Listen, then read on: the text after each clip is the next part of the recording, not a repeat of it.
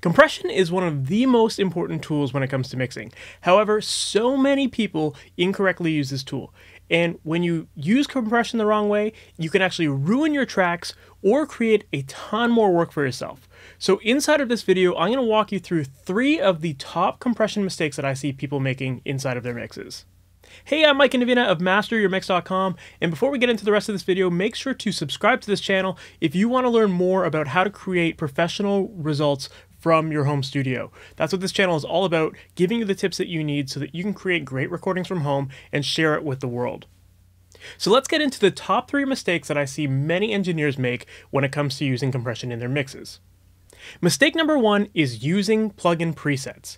Now I get it, when you're not sure what you should be doing with compression, it's easy to look at the preset menu and find a preset that's named after the track you're working on, right? So if you've got a kick drum and you don't know what kind of compression you should add to it, it would make sense that you would click on a kick drum preset, right? But here's the problem with presets, is that the plugin manufacturers have no idea what it is that you are working with inside of your track. They have no idea whether or not your kick drum is really punchy or if it's dull sounding. They have no idea what the level of your track is. And so when it comes to designing presets that have set attack and release times, well, first off, without knowing whether you have a punchy kick or if it's a dull kick, the attack and release times are going to be completely wrong. And depending on what the context of the kick drum is in your particular mix and what result you're after, those settings might actually undo a lot of the good work, right?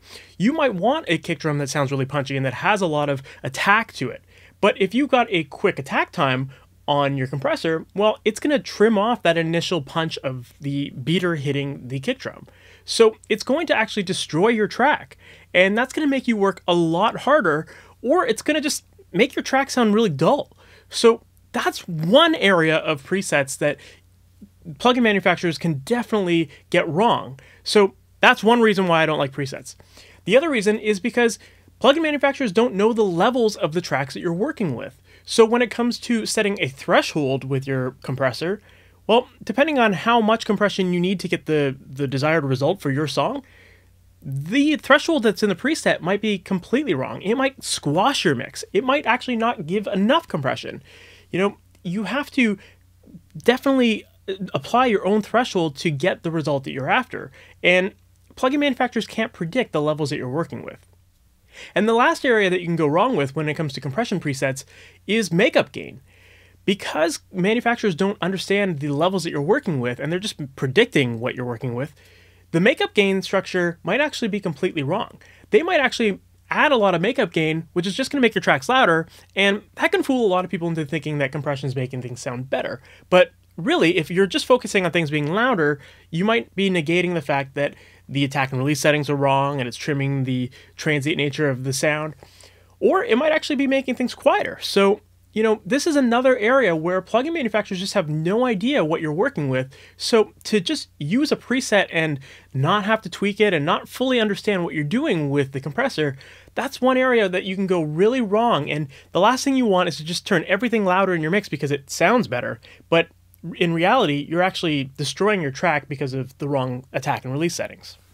When plugin manufacturers design their presets, they're working with some sort of audio that you don't have in your own session, right? So unless you're working on the exact same song with the same drummer, the same room, the same microphone, same preamps, and all of the other chains, all the other stuff in the chain is the exact same, the preset is not going to work with what you have in your mix.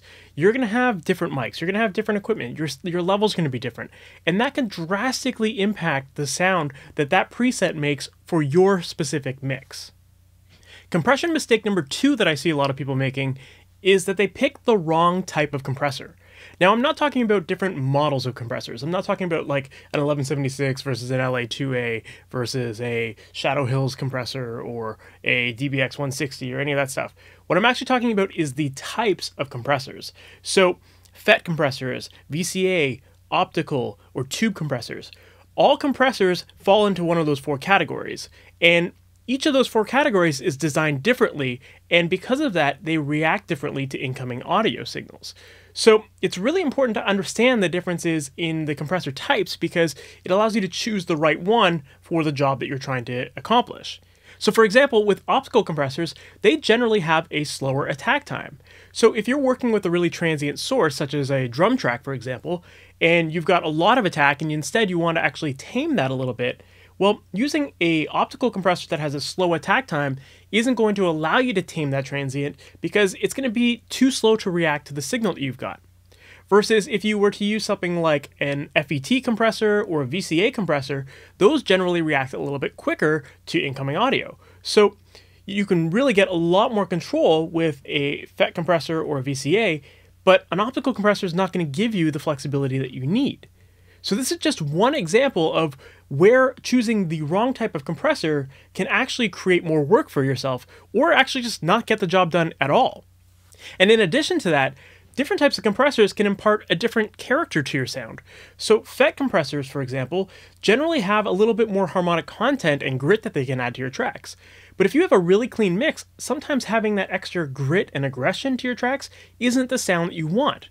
Whereas maybe something that's more transparent, like a VCA compressor, might be better suited to the sound of your mix. So this is another thing that you need to consider because you want to make sure that you're picking the right compressor that's going to impart the right sound for your mix as well. The third compression mistake that I see a lot of engineers make is that they're simply just not using enough compression. Now, there are lots of people out there who have created these false rules when it comes to compression, and they'll tell you that you have to make compression very transparent and very light and compress no more than 2 to 3 dB. That is completely wrong. You have to compress as much as it requires to get the result that you want.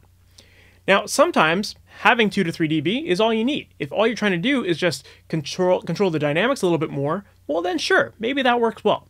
But sometimes you want to use compression to get a little bit more aggression and attitude and character out of your mix, and that's when you sometimes have to push the limits of a compressor and slam it real hard.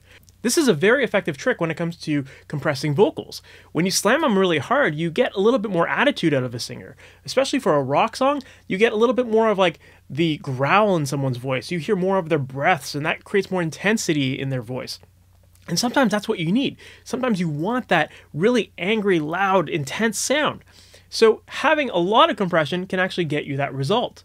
Whereas if you went really thin with it and you barely compressed it at all, you wouldn't get any of that extra character. You might control the level, but you're not going to get that character.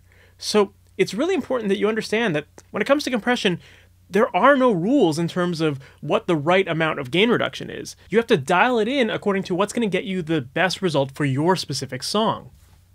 So those are the top 3 compression mistakes that I see so many engineers making. And I guarantee you that if you get away from using compression presets, if you pick the right compressors, and if you compress with the right amount of gain reduction and you adjust your thresholds properly, you will get much, much better results with compression in your mixes. Now, if you want to take this even further and learn even more about compression, I'm currently offering a free compression cheat sheet on my website. If you visit MasterYourMix.com, or below this video I'll have a link, you can download your free copy of the compression cheat sheet. And inside of this cheat sheet, I'm going to show you which compressors to use on different instruments, how to set your attack and release settings, how much gain reduction to aim for, and this is going to help you get results much quicker and get up and running without having to question what you're doing. And if you want to get away from compression presets, this is going to help you understand what you need to do in order to get the best results for your particular track. So make sure to click on that link below and get your free copy of the compression cheat sheet today. Also, visit MasterYourMix.com if you want to learn more about how to create professional mixes from your home studio. Sign up to the mailing list there, and once you're part of that, every week I'll send you new tutorials, tips and tricks, podcast episodes, and a whole bunch more to help you with creating great mixes from your home studio. Because that is my goal here. I want to help people create more music and put more music out in the world, and to create stuff that you're proud of and that you want to share with the world, and that you're not intimidated by or that you feel just could be better or that doesn't compete with your favorite mixers.